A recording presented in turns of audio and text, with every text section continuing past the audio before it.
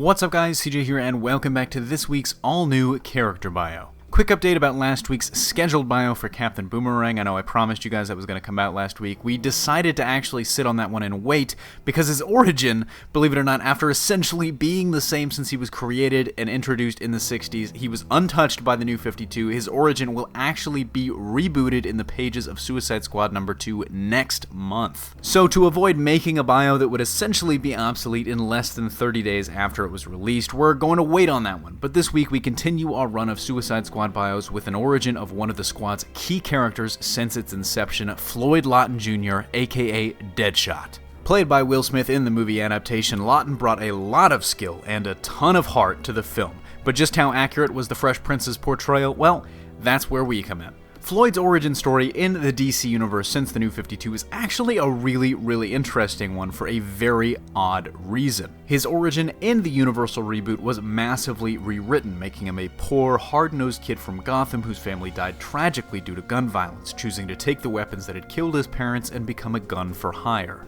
But in canon, that actually turned out to be a lie, a fake origin that Lawton told people to hide his true background, his original origin story. Floyd was not, in fact, a poor kid from a rough-and-tumble neighborhood. Instead, he came from a wealthy and prestigious family, one of the most prominent in Gotham.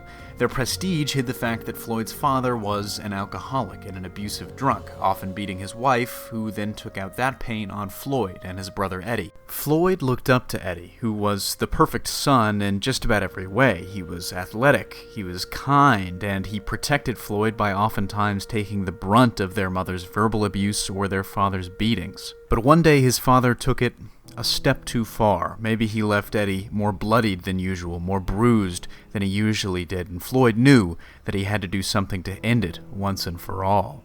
He took a rifle and he scaled a tree, taking aim at his father. Unfortunately, the man who never misses missed the first hit he ever attempted.